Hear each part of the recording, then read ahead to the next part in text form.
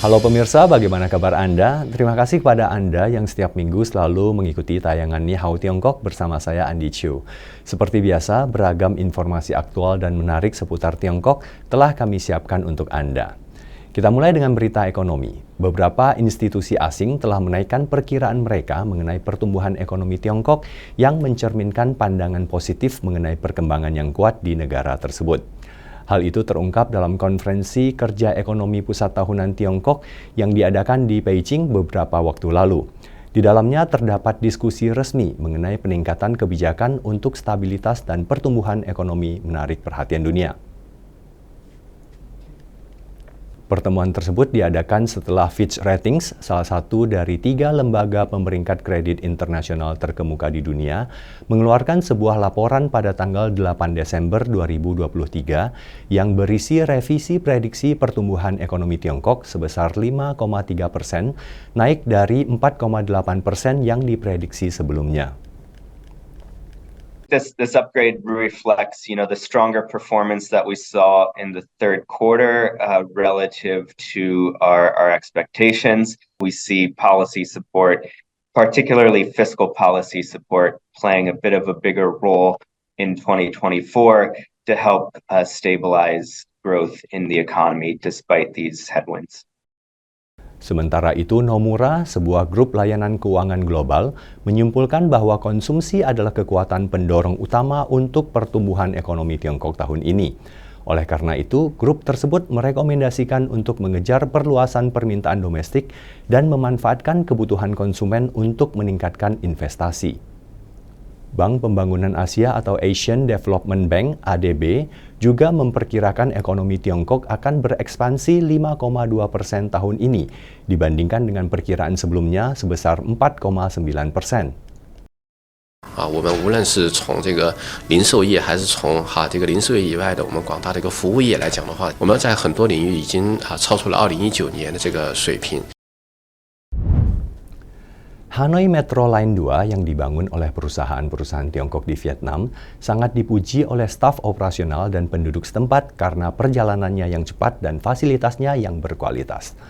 Proyek kereta ini tidak hanya dirancang dan dibangun oleh perusahaan Tiongkok, tetapi juga menggabungkan sistem komunikasi, sistem persinyalan, gerbong kereta, dan model operasional yang semuanya berasal dari Tiongkok. Sebagai proyek yang selaras dengan prakarsa sabuk dan jalan Tiongkok dengan rencana 2 koridor dan 1 lingkaran ekonomi Vietnam, jalur metro ini dibangun pada tahun 2018 dan mulai beroperasi pada tahun 2021 yang merupakan jalur metro perkotaan pertama di Vietnam. Hong Tuan Ah yang baru saja berusia 30 tahun pada tahun ini adalah seorang masinis di Hanoi Metro Line 2. Dia telah bekerja di posisi itu sejak jalur metro tersebut secara resmi memulai operasinya. Ia mengaku bangga karena Vietnam telah memiliki transportasi berkualitas dan berteknologi canggih. Thành viên đó là một lái tàu của tuyến đường Cát Đà Ninh Long. Nên là với bản thân mình là một người trẻ tuổi thì em cảm thấy điều đầu tiên là em thấy tự hào vì là một cái công nghệ mới, một là phương thức vận hành giao thông mới. Perjalanan dari Cat Link ke Hadong yang berjarak 13 km memakan waktu setidaknya 1,5 jam dengan bus pada jam-jam sibuk dan lebih dari 50 menit dengan sepeda motor. Tapi Hanoi Metro Line 2 dapat menempuh jarak tersebut hanya dalam waktu 23 menit dengan 12 stasiun di sepanjang perjalanan. Hal ini secara signifikan menghemat waktu perjalanan bagi penduduk setempat dan sangat mengurangi kemacetan lalu lintas dan masalah pencemaran lingkungan di sepanjang rute. Cô thường xuyên đi. Cô đi thì bây giờ cô nghỉ hưu cho nên thường thường là 3-4 lần cô đi. Cảm thấy thích, thoải mái.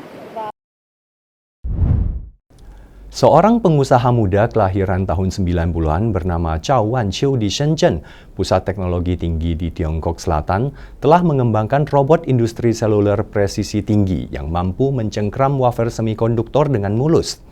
Robot bergerak presisi tinggi itu dirancang khusus untuk mencengkram wafer semikonduktor yang mahal dan rapuh, yang mengharuskan robot untuk menjadi presisi dan menjaga kestabilan saat melakukan operasi. Kewirausahaan Chao sendiri dimulai ketika ia belajar di perguruan tinggi. Pada tahun 2017, saat belajar di Xi'an Jiao Tong University, ia dan 4 teman sekelasnya mendirikan perusahaan rintisan di bidang robotika industri bersama-sama. Ketika pemahaman tentang industri semakin dalam, mereka merambah ke tingkat yang lebih tinggi.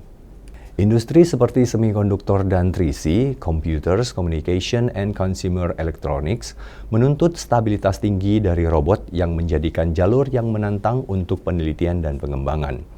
Menurut Chow, mereka telah melalui total 4 versi dan melakukan tidak kurang dari 10.000 percobaan selama proses pengembangan robot presisi tinggi yang memenuhi persyaratan mereka.